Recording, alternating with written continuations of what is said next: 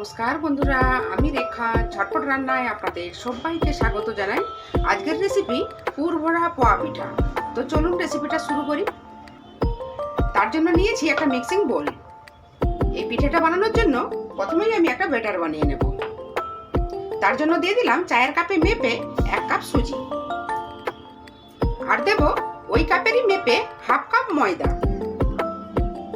সামান্য লবণ দিয়ে দিলাম, আর দেব 2 চামচ গুঁড়ো চিনি, 2 চামচ দিয়ে দিলাম। এইবার এর সাথে দিয়ে দেব 2 চামচ গুঁড়ো দুধ। শুকনো উপকরণগুলো খুব ভালোভাবে মিক্স করে নেব।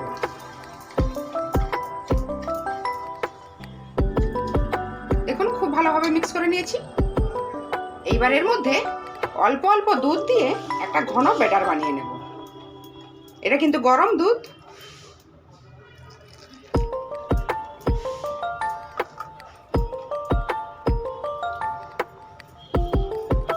দেখুন ব্যাটারটা আমাদের রেডি হয়ে গেল, দেখতে পাচ্ছেন। এবার এটা ঢেকে এক সাইডে রেখে দেবো। এবার দেখুন পিঠে বানানোর জন্য পুরটা রেডি করে নেব। তার জন্য একটা ফ্রাই প্যান বসিয়ে দিয়েছি। এর মধ্যে দিয়ে দিলাম 1 বাটি কোরা নারকেল,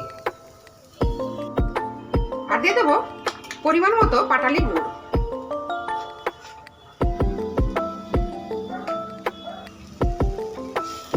এবার খুব ভালোভাবে মিশিয়ে নাড়ু বানানোর মতো একটা পাক তৈরি করে নেব।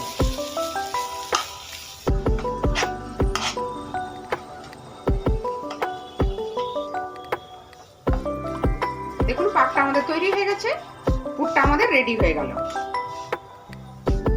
দেখতে পাচ্ছেন ফ্রাই প্যান থেকে ছেড়ে আসছে। গ্যাসের ওভেনটা অফ করে দিলাম, হালকা ঠান্ডা করে নেব। দেখুন একটা প্লেটের মধ্যে নামিয়ে নিয়েছি, হালকা ঠান্ডা হয়ে গেছে। এবার এর মধ্যে থেকে কিছুটা করে নারকেল নেব।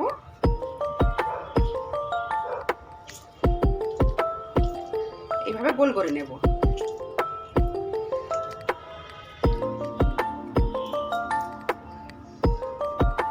এইভাবে হাত দিয়ে চাপটা করে নেব। দেখতে পাচ্ছেন একটা আমাদের রেডি হয়ে গেল। সেম প্রসেসে বাকিগুলো বানিয়ে নেব। দেখুন সবগুলো আমাদের রেডি হয়ে গেল। এদিকে ব্যাটারটা আমাদের 10 মিনিট হয়ে গেছে।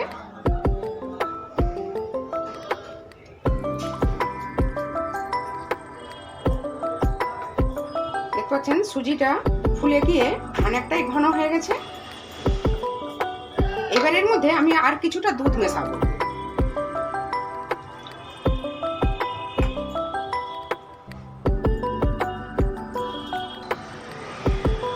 দেখুন অল্প একটু দুধ মিশিয়েছি, ব্যাটারটা ঠিক এই রকম হয়েছে।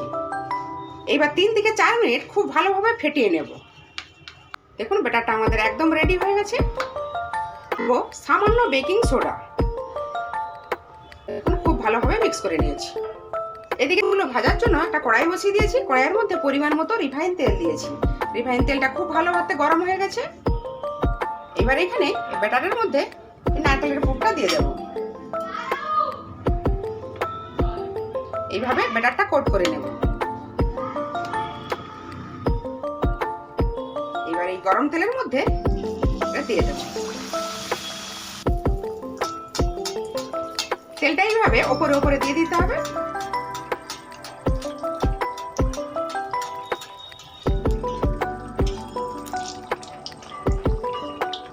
দেখতে পাচ্ছেন কতটা সুন্দর ফুলে গেছে। এবার উঠিয়ে নেব।